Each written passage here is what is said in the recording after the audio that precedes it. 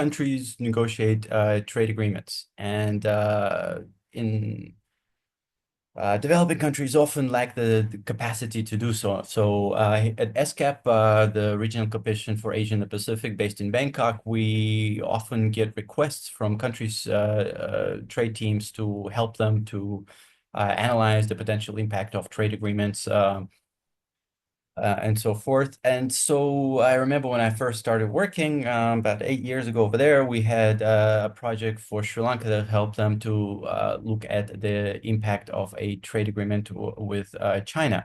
So there I was gathering all the data, trade data, tariff data, looking at the impact, writing a nice report, going to Colombo, presenting them, all very good, very nice. Everybody's super happy.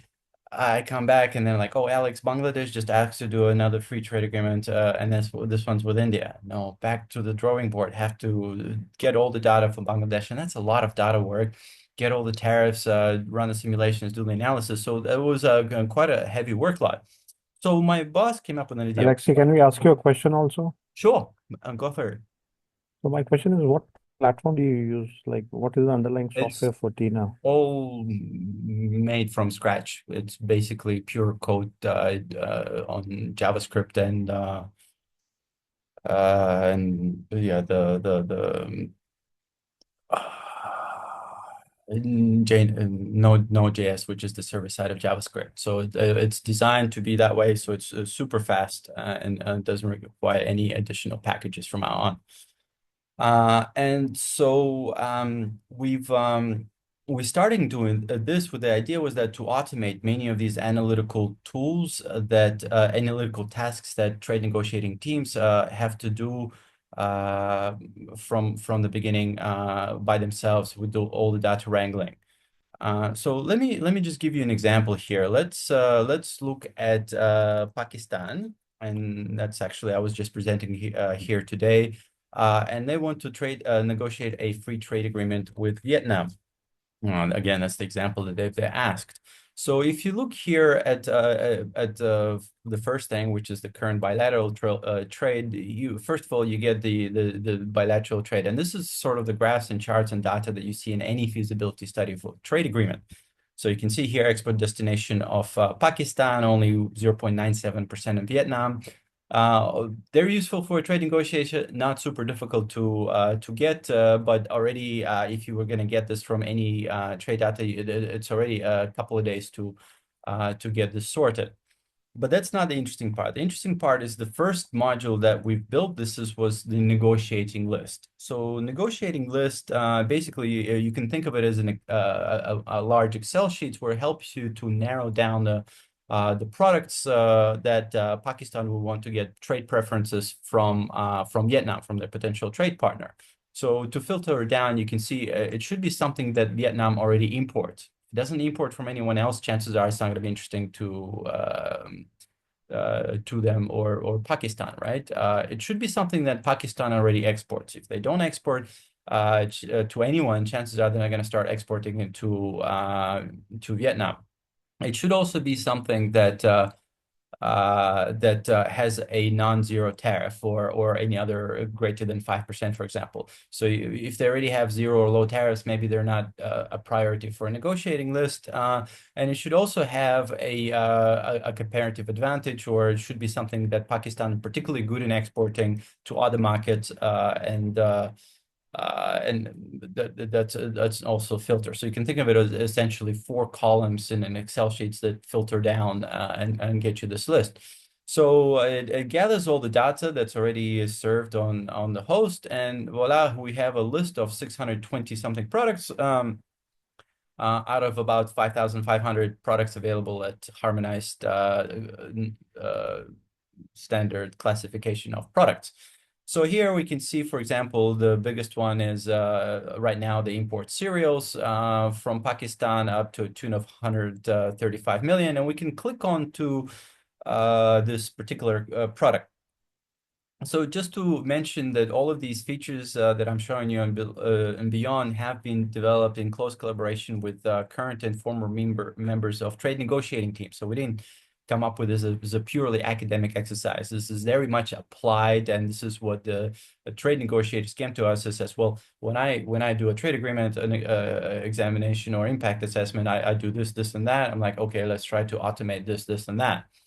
So here again, product level information for corn, we can see that the bilateral trade was very low up until recently, and certainly it shot up. Trade negotiators then ask us, well, how does this compare to our competitors who sell exactly this product to Vietnam? So we've added this button, and we can see how this compares to other producers, exporters of this product to Vietnam, and we can see their biggest competitors in Argentina and Brazil and India. So these are the main competitors. And we can also look at the unit price. What if we take the value divided by quantity of units sold, and we can see if the prices are competitive. Now we can see that especially recently the prices are pretty uniform, and that's quite standard for commodity products such as maize. So we can see the price difference. So because the prices are so close together from 0.33 kilogram to 0.35 kilograms, that means that the tariffs actually make a huge difference. So right now the MFN tariff that they face is 17.5%. Going to 0% obviously would offer a price advantage to their competitive exporters. So, okay, great. So do you think that Vietnam would offer a 0% tariff to Pakistan in a trade agreement? Well, one clue, one indication is whether Vietnam has given these preferences to other countries, and we actually have this information, and we can see that Vietnam has indeed given 0% tariff for ASEAN, Australia, New Zealand free trade area, for duty-free rate to China, and has given the same for the same product, duty-free access to India. And let me tell you, in Pakistan, they were very impressed by that, and also very anxious, wanting to get the same preferences for corn as India. So that's that. Okay, so this was our first module in 2018, I believe. We launched it, and then all the trade negotiators that we talked to, they said, this is fantastic. We've been doing this with mistakes, and now it's automated. This is great. But what's the impact of this? So the next thing that we've added was the partial equilibrium modeling. So we will actually simulate the liberalization of tariffs of the 17 going to 0. Now, partial equilibrium modeling, what it does is it's a very basic model, and that's why it's very easy to interpret it. It follows the Econ 101 law of demand. If the price goes down, the quantity demanded will increase. And by how much will it increase? Well, it depends on the elasticity of demand. So certain products like medical equipment, MRI machines, or X-ray machines, or even vaccines, they're highly inelastic, which means that they are not susceptible to change in prices. You still need to buy this, doesn't matter the cost. Whereas other things such as the commodities, they're elastic because the competitors have them competitively priced. So small changes in prices will actually trigger a large changes in quantity demanded, or in this case, quantities imported. Intelligence. Okay. So we select all these products, we simulate tariff liberalization. Without going to further details, you can go from 17.5 to 0, or you can choose another tariff like 5%, and you move it to there. And just was looking at web usage statistics for TINA, and it has been abused most recently, going to, instead of 0, to 100.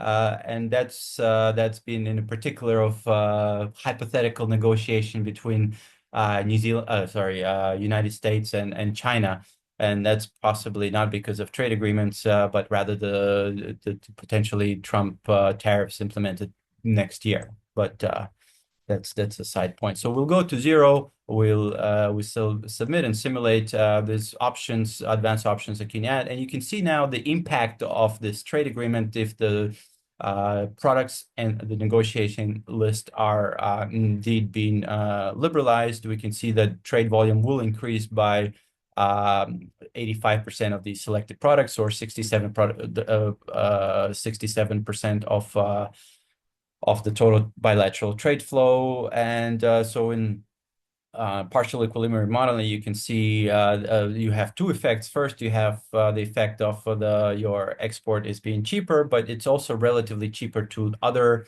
economies. So you can see here the market is being taken away from other countries. And if you look at that particular product, we looked at maize, we can see it's a rather large increase of more than $200 million, and we can see Argentina, Brazil, and India actually lose out on the Vietnam market if Pakistan has a free trade agreement with Vietnam.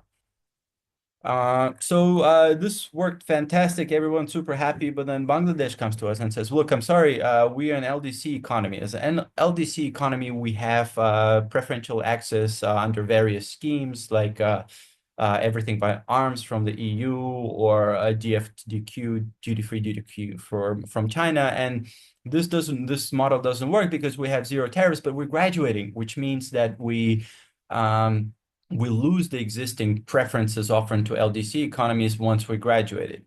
So back to the drawing board, we will select Bangladesh here. We added a module for LDC economies, where rather than negotiating a preferential tariff based on the existing tariffs, we'll see what happens if these preferences are being removed.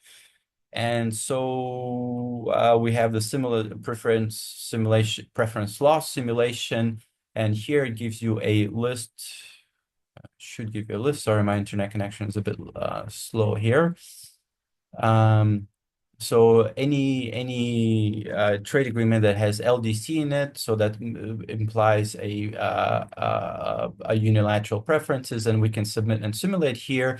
And I do mean when I say this is using millions pieces of information, because this requires looking at not just trade data between Vietnam and Bangladesh. It looks at all the Bangladesh's trade flows, as well as all these affected trade partners' flows and their tariffs, and replaces the existing preferences given with the next lowest tariffs, whether it's under a preferential trade agreement or MFN if there is no trade agreement to replace it.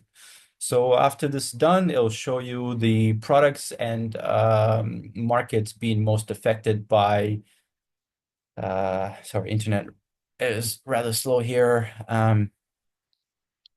It will show you the impact of these graduation, and you can see, for example, here under rather restrictive assumptions that you can relax. Once they graduate, they will lose EU market, Canadian market, UK market, Indian market quite substantially. So the priority for them should be negotiating market access with free trade agreements for these particular markets. So that's great. Everybody loved it. There's other features that I'm not going to explain at this stage, but the trade negotiators went to us. Okay, well, we get all the impact of liberalization. Now, can you explain to us what their existing trade agreements are? What is the text of their trade agreements? So we've only launched this earlier this year. So what we've done is we've created this to help the legal aspects of having trade agreement texts, which are actually legal texts, right? So we've added, it's still work in progress. We haven't officially launched it in terms of these things, but for example, it gives you information like a textbooks about different aspects for different chapters in trade agreements. So this is rather basic in terms of the setup, but this is the cool part. Is what we're now able to do is to actually search in existing in texts of existing trade agreements, and getting that together was rather difficult to get over 500 trade agreements. So for example, if you're interested in artificial intelligence and whether it's already been mentioned anywhere in trade agreements, you can see artificial intelligence has in fact been mentioned in 14 different trade agreements. And this is where the AI comes in, actually, is that, well, I'm an economist. I don't really understand the legalese. Explain to me in simple terms. So again, it gives you the warning that this is not a legal advice, but the large language models, this is not stored in the database. This is generated on the fly. It tells you what this provision means in simple terms. It can give you a hypothetical example of where this provision is applied. You can also compare the text of trade agreements. So if you're interested in negotiating a trade agreement with, for example, India, you can see the comparison of texts of their existing trade agreements and see, and chances are, if they're similar, then the provision will appear again in future trade agreements. If they're not, maybe not. So you can see, for example, these trade agreements, the green parts are the ones that been copied and pasted essentially. So if you look at the objectives and definitions of a similar economy, chances are India will insist on such provisions.